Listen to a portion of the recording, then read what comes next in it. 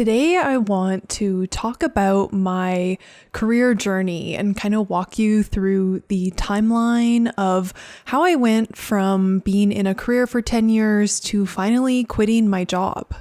And I've talked about my journey here and there in a bunch of videos, but I thought it might be nice to have it all in one place where I share with you how everything went down and kind of the lessons and takeaways that I had from each step of that journey. And if you are new here and you've just happened to click on this video out of curiosity, my journey is one that took me from being a corporate employee for 10 years of my life to now being self-employed and creating the life and freedom that I desired for so long. And to set the stage and give you kind of the brief overview, I started thinking that something maybe was off and needed to change all the way back in 2016. And it wasn't until 2018 that I finally made up my mind and said, okay, I'm going to figure this out. I'm going to change careers. I'm going to do what needs to happen. And it wasn't until 2022 that I finally was able to leave my corporate engineering career after a decade of working there. And so you can see from when I really had the realization back in 2018 to 2022, it took me 4 years to actually leave my career. And it was kind of a 6-year process in total of considering and then finally making things happen. And I can see as I look back that there were certain stages that I went through, and there were certain mindsets and hurdles and pitfalls that I went through in order to finally make the change. And so I want to share those with you today. And my hope is that if you're considering changing your career and you've clicked on this video because you're kind of curious and you're thinking about it, then I hope that there's something here that helps you move along in your journey and finally find that career satisfaction that you're looking for. And I want to quickly talk about the stages of change model. This is a model from the world of psychology that kind of describes the changes that people typically go through when they're considering making a change. And so the first stage is pre-contemplation. And this is when you aren't aware that anything is wrong. You're not aware that there's a problem. And so you're not contemplating change. And once you become aware of a problem, you enter the contemplation stage. And this is where you're aware that there's a problem, but you're not really ready to do anything about it yet. Maybe you're not sure that it can change, or you don't have the confidence in yourself, or for whatever reason, you're kind of ambivalent about it and you're not ready to get serious. And once you are ready to get serious, then you move into the determination or the preparation phase. And so this is where you've admitted that there's a problem and you're ready to make a change. And so this is where you're really doing your planning and your strategizing and you're getting ready to change. And then from there, you move into the action stage. And so this is where the change happens. And so I wanted to just give you that overview because I can really see that change model reflected in how I finally left my career.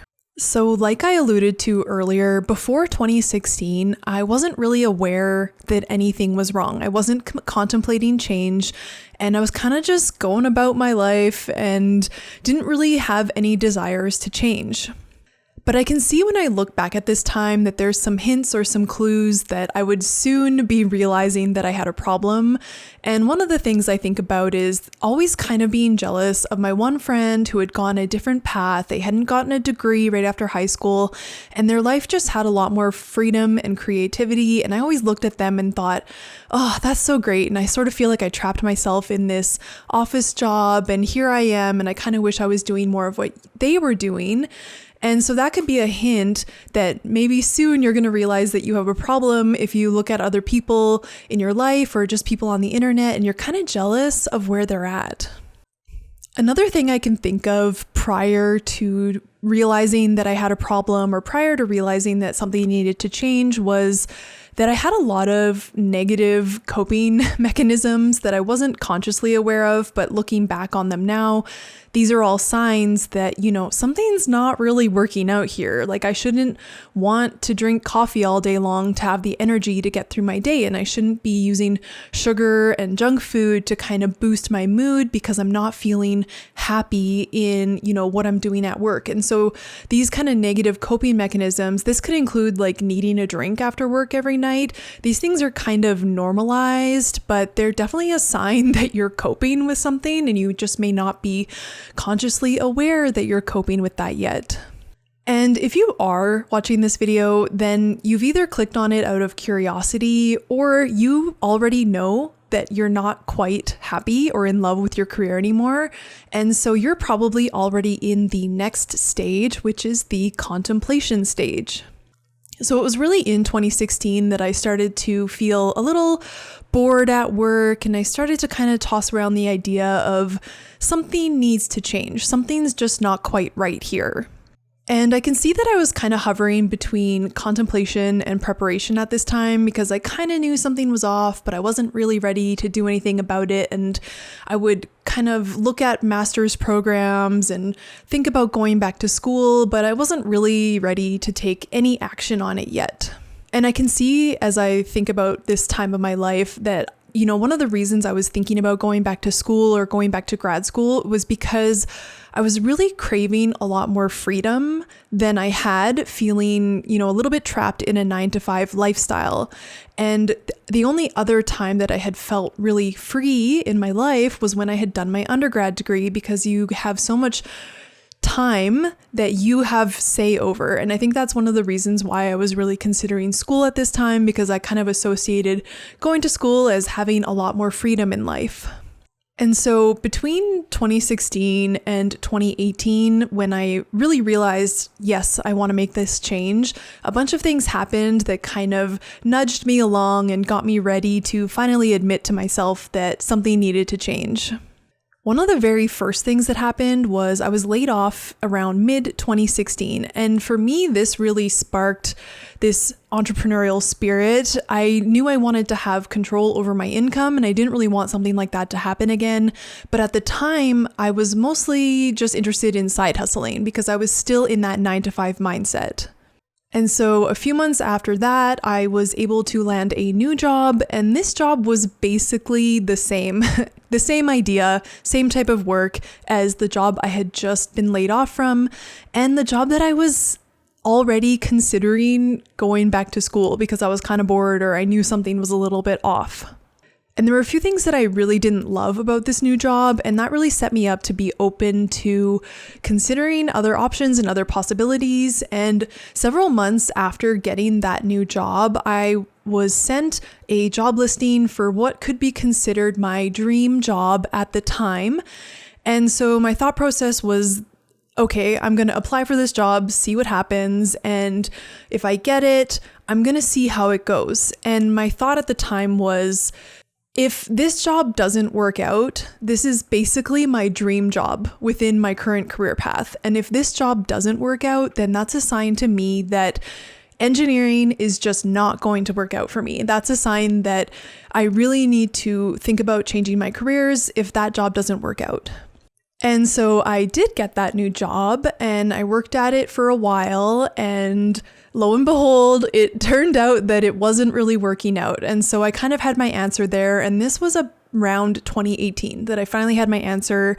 It wasn't working out. It was my dream job. And so that was my sign that I need to start thinking about changing careers. And that's when I entered the determination or the preparation phase, because I was ready to admit that I did have a problem and that I was going to take action to rectify that problem. So it was in 2018 that I realized that I was ready to change careers, and I also realized that I wanted to be self-employed. And these things came about because I was able to, settle my mind and settle that doubt around, should I just keep trying to improve engineering and make it work? And I had already done that. I had kind of optimized that career to the degree that I could. And I had my answer that, I just don't love doing this anymore.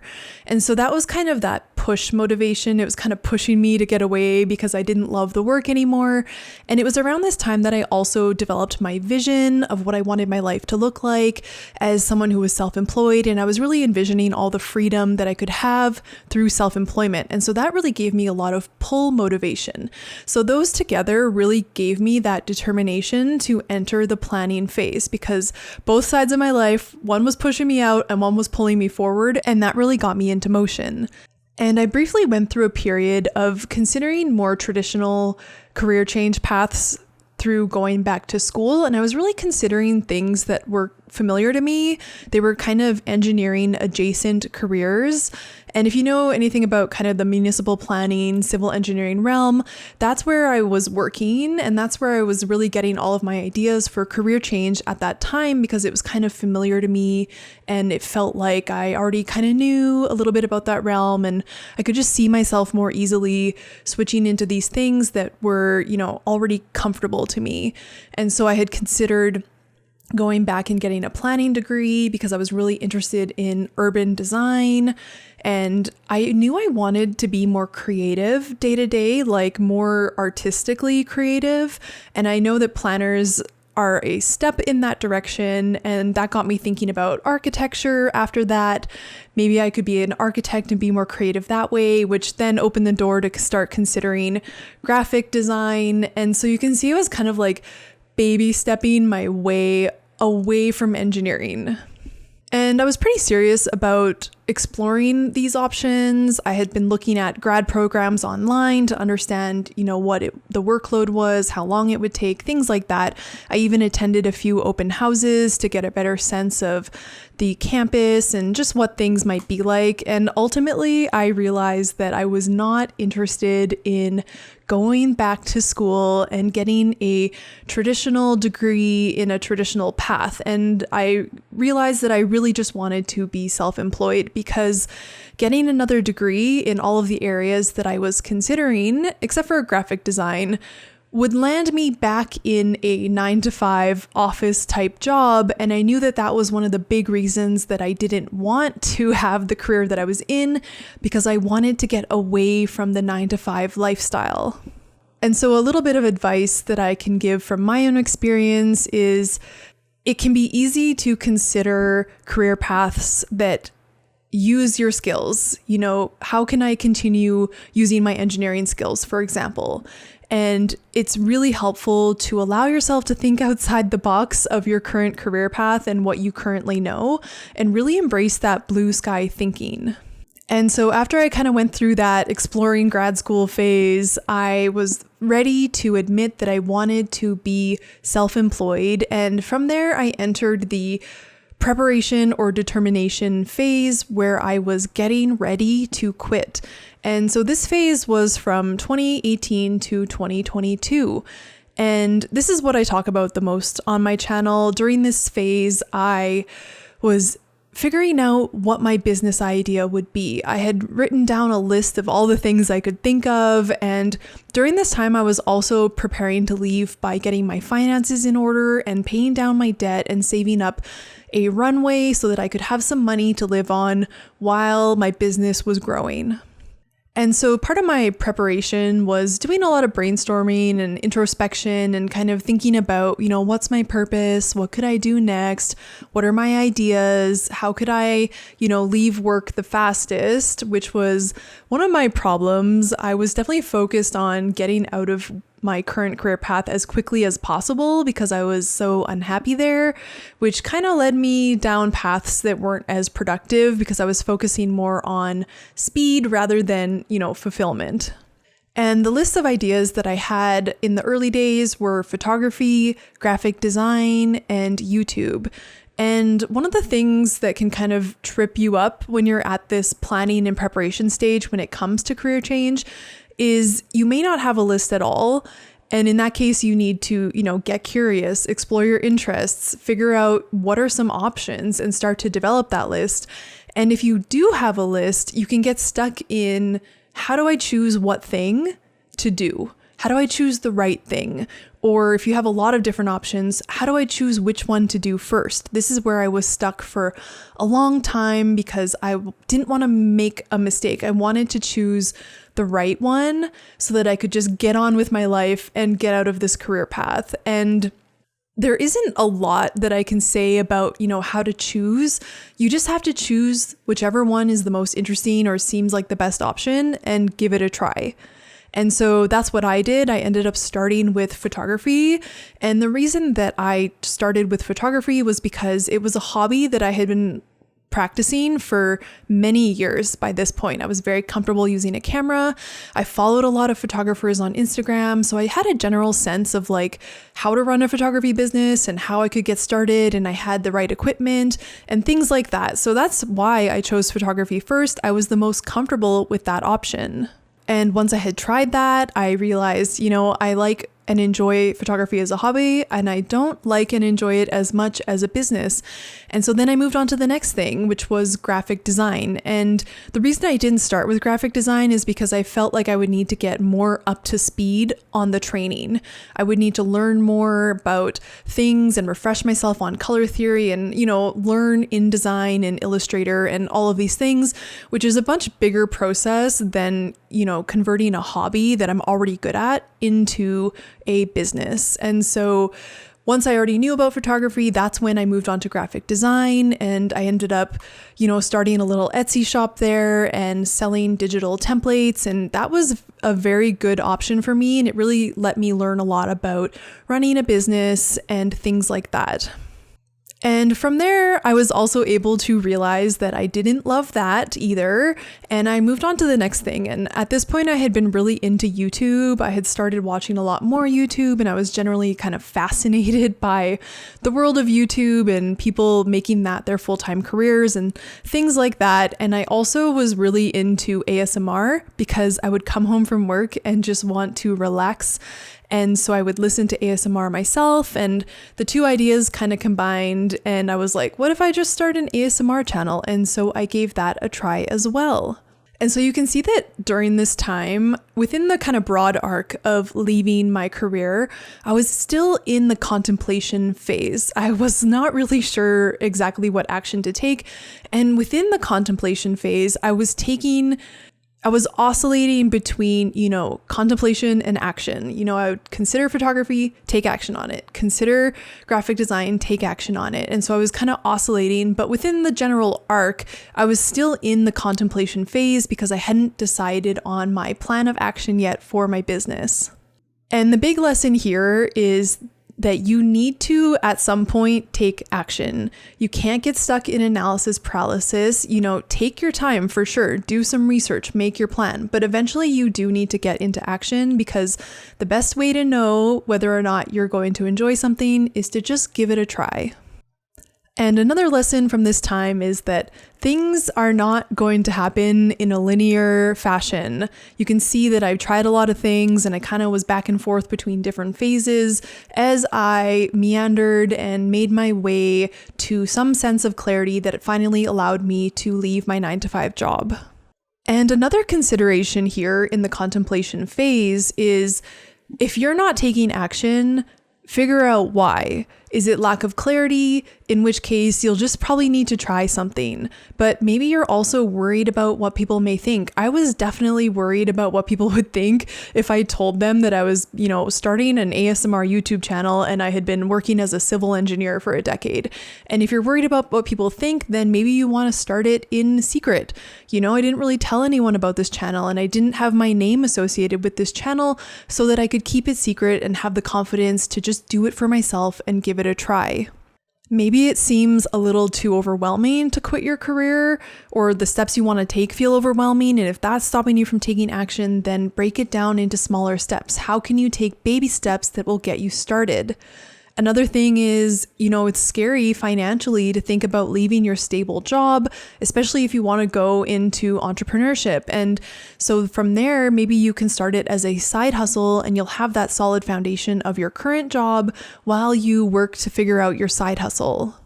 And so this brings us to the end of my journey. 2022 is when I was finally able to leave my 9-to-5. By that point, I had tried a bunch of things. I had, come across this idea of coaching, and I realized that's what I want to do next. I want to help people create the change in their life through coaching. And by then, my financial plan was done. I had paid off my debt. I had saved up the amount of money that I wanted. The pandemic was winding down. So everything was kind of in the right place where I was able to finally quit and leave my 9-to-5 job. So if you've been following the channel for a while, then I hope this helped you get a clearer sense of what my path actually looked like and how long it took me and the things I had to try in order to finally make it happen. And I hope you can see that changing careers is not something that necessarily happens overnight. It requires a lot of persistence, a lot of patience. You really need to be set on doing this because it can take a while to make it happen. And I hope that it's helped you maybe realize what stage you're in, and it's given you some tips to move from one stage to the next. And hopefully it's just inspired you to finally make the change in your own life. So if you did like the video, please give it a big thumbs up. I really appreciate that support. And if you enjoy this type of content, then consider subscribing for weekly videos like this. And with that, I will see you in the next video.